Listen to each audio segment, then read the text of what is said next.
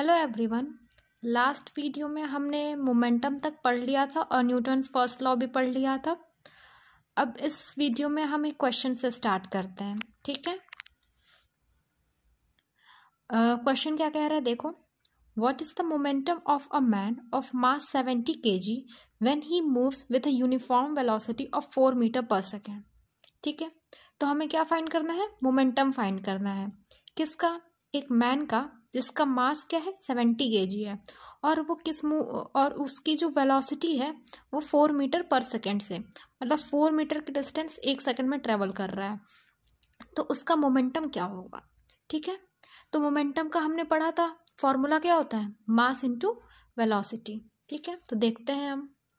देखो, हमने मोमेंटम क्या पढ़ा था, मोमेंटम क्या होता है, मास इनटू वेलोसिटी। मास हमें कितनी दी गई है 70 kg और वेलोसिटी कितनी दी गई है 4 मीटर पर सेकेंड। मोमेंटम क्या होता है, मास इनटू वेलोसिटी, तो हमारा मोमेंटम क्या हो जाएगा 280 kg metre per second.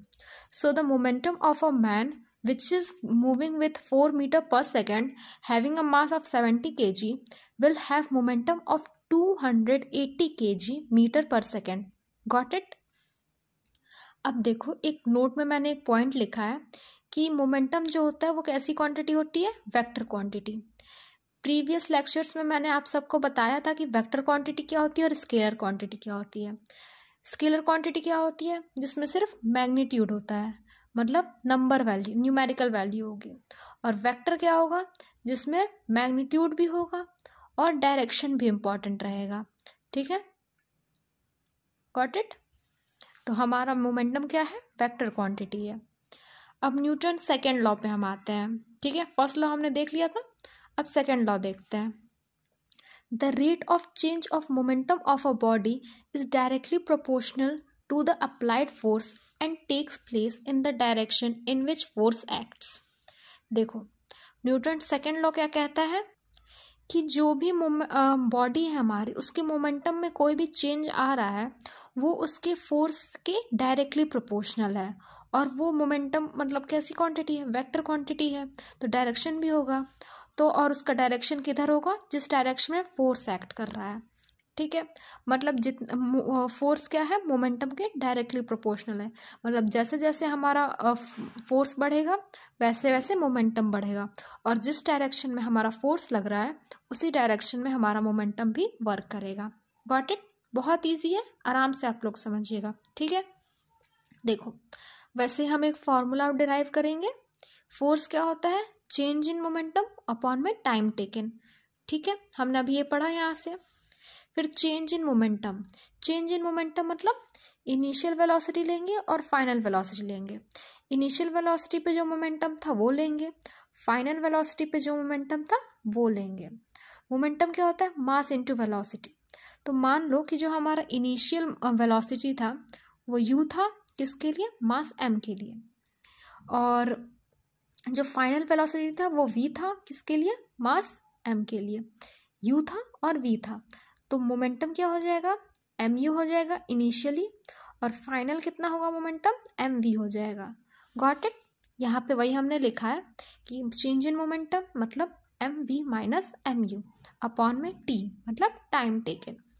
m common है, ऊपर निकाल लेंगे, v minus you upon T, ये बचा हमारा। v minus you upon T क्या होता है, हमारा एक्सेलरेशन होता है। ठीक है, तो एम ए लिख लेंगे। अब प्रोपोर्शनैलिटी अगर हटती है, इक्वल टू आता है, तो हमारा एक प्रोपोर्शनैलिटी कांस्टेंट आता है। ठीक है, तो यहाँ पे प्रोपोर्शनैलिटी कांस्टेंट हमने क्या लिया है, के लिया है, तो इस के की वैल्यू हम 1 मान लेते हैं। तो एफ क्या आएगा हमारा, एम इंटू ए, मतलब मास इंटू एक्सेलरेशन। तो force is equal to mass into acceleration. हमने न्यूटन सेकेंड लॉ में समझा कि जो भी हमारा फोर्स में चेंज आ रहा है वो मोमेंटम के डायरेक्टली प्रोपोर्शनल होता है। ठीक है, किधर होता है, डायरेक्शन ऑफ फोर्स में। ठीक, और हमने यही समझ कर यहाँ से F is equal to m derive भी कर लिया, और कितने ईजिली कर लिया, देख रहे हो आप लोग, बिल्कुल घबराने की जरूरत नहीं, इतने ईजिली हमने सॉल्व कर लिया। ठीक है, तो force is equal to mass into acceleration हमें मिल गया। अब देखो, फोर्स हमने पढ़ा था क्या होता है, पुश और पुल होता है। ठीक है, मतलब कोई भी ऑब्जेक्ट को हम पुश कर रहे हैं, पुल कर रहे हैं, उसके स्टेट में चेंज ला रहे हैं, तो वो क्या होता है, फोर्स होता है। तो उसकी एसआई यूनिट क्या होती है?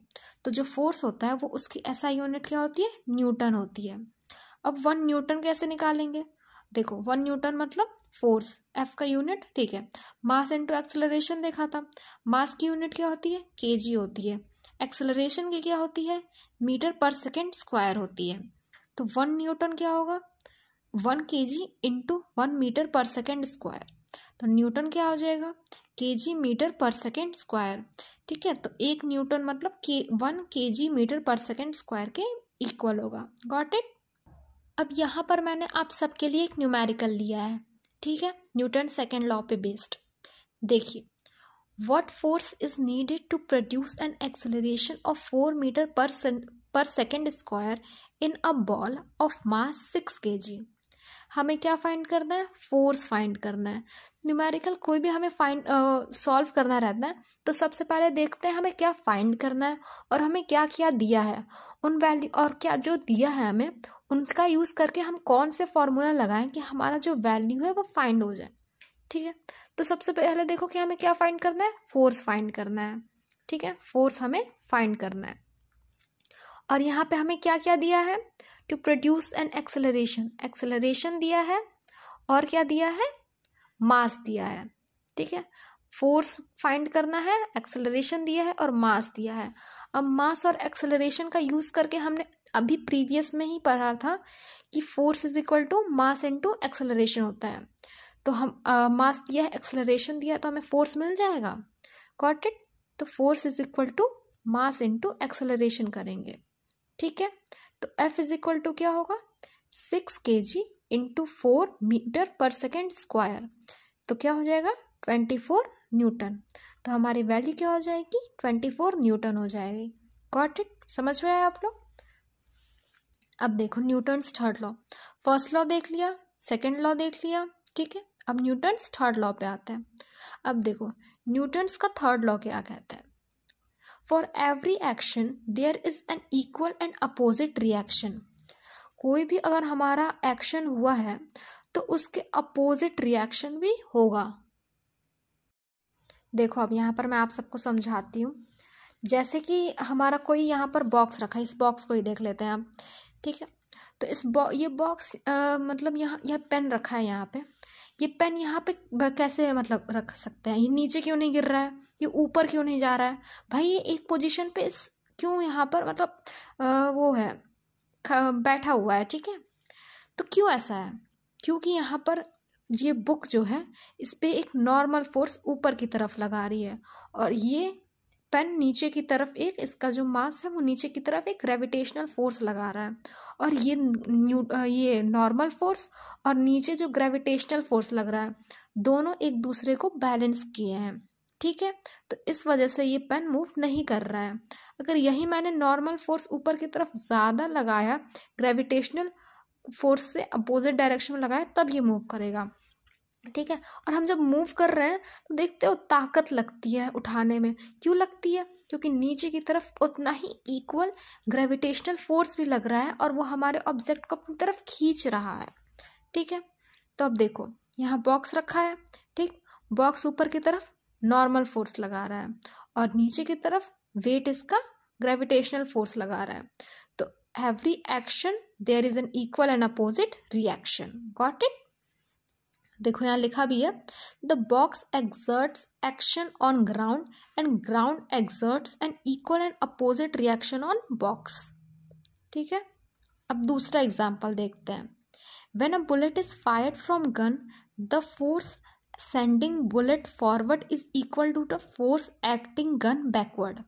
देखो हम जब कोई भी शूट करते हैं, ठीक है, मतलब शूट कोई मतलब हमने मूवीज़ में देखा होगा, ये कोई भी शूट होती है तो ऐसे हम शूट किए और फिर वो ऐसे हो जाता है, मतलब थोड़ा सा गन का गया और वो हाथ ऐसे पीछे की तरफ आ जाता है।